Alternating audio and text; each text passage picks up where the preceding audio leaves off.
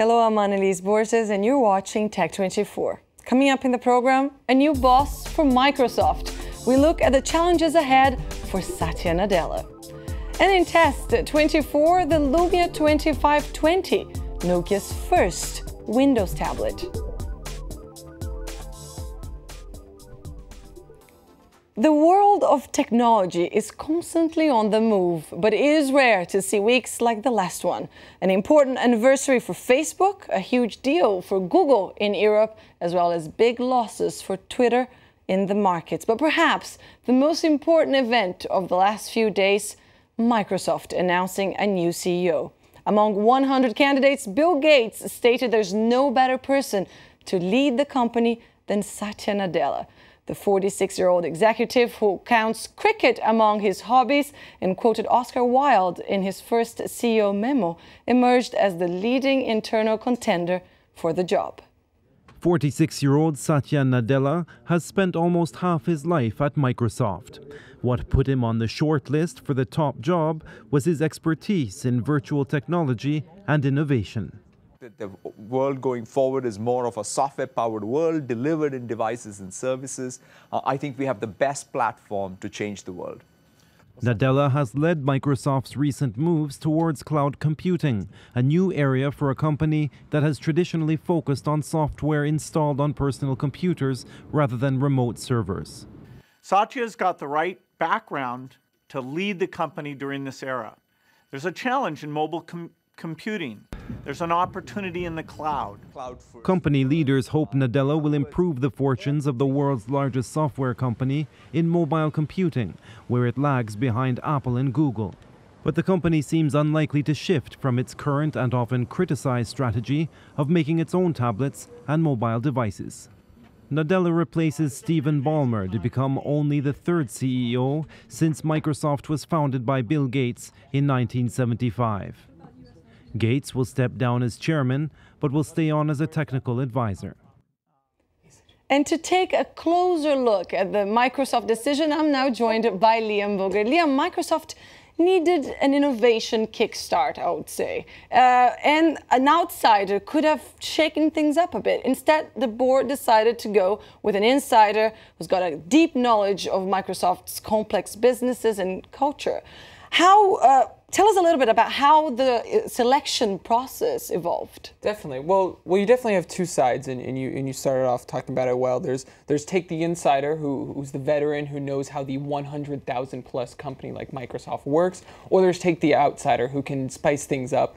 And the reality is that an outsider is more risk, no matter what. There's more chance that it won't fit, that you'll just be back doing the same process. Microsoft spent over a year looking for their CEO, and they went through over 100 candidates. Of qualified candidates, both internal and external. And Satya ended up just being the right fit. 22-year veteran. He's not weighed down by the old brands. He represents some of the newer things. Bing, which, like it or not, is a newer innovation inside of Microsoft, and also the cloud computing side. And really what it came down to is who they thought could manage this transition from a Steve Ballmer phase to the new phase of Microsoft. And we are talking about a $300 billion company with, like you said, 100,000 employees. What would you put first on a to-do list for the new boss? I think the big thing is, and you can see it in Satya's first interviews, Microsoft needs to become cool again. Microsoft used to be a cool company. It's hard to remember, but there was a time where Microsoft was the coolest company. And I think they need to bring back that cool factor, and they've done a lot of it. I think a lot of people were disappointed with how Windows 8 launched, and I think there's still opportunities to come back on that. But the real thing is they need to become a consumer-facing company again and not an enterprise company, which is where they are today.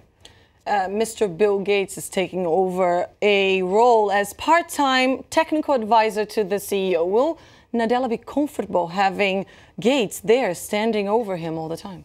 I think there's certainly an aspect of intimidation, but I don't think it's one that Satya is not familiar with. Like I said, he's been there 22 years, and this isn't going to be the first time that he's worked with Bill Gates. And I think it's going to make a great team. I think for Microsoft making the transition, I think there was a lot of investor hesitation about what the future of Microsoft was. And putting Bill Gates in this more active role, I think represents a great opportunity to show that Microsoft really wants to make the transition from the founding team to a new CEO.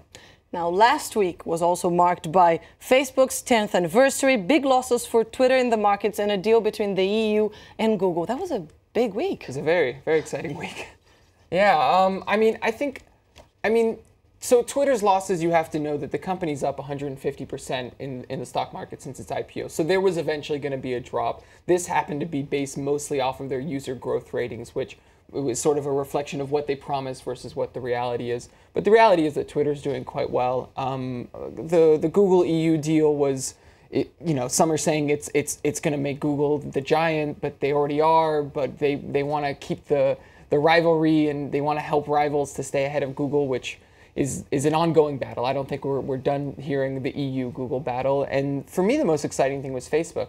To think that Facebook is only 10 years old is a pretty amazing situation. And me looking back on it, I've been using it for 8 years, and it's amazing to see how big a company can become in 10 years. And it really, when juxtaposed with a company like Microsoft and see how far they've fallen in 10 years, it really tells you how fast technology is moving these days. All right. Well, thanks for that, Liam. Now, last year, Microsoft spent $7.2 billion on Nokia's in the second largest acquisition in its history.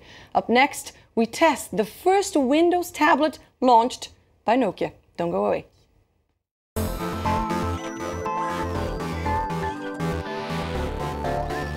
The Nokia Lumia 2520 comes out with Windows 8.1, built-in Microsoft Office, 6.7 megapixel camera, and 4G connectivity.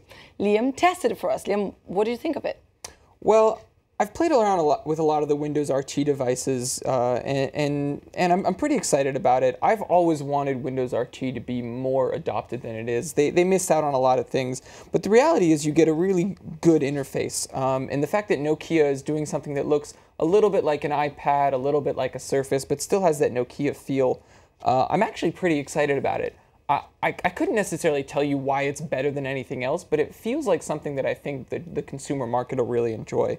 And personally, I enjoyed playing around with it a little bit. But there are many tablets around on the market at the moment. Why should we buy this one specifically? And this is one of the big problems. I think that there's a lack of differentiation. I think really an investment in a Nokia tablet right now is an investment in what you think Microsoft and Windows RT will look like down the road.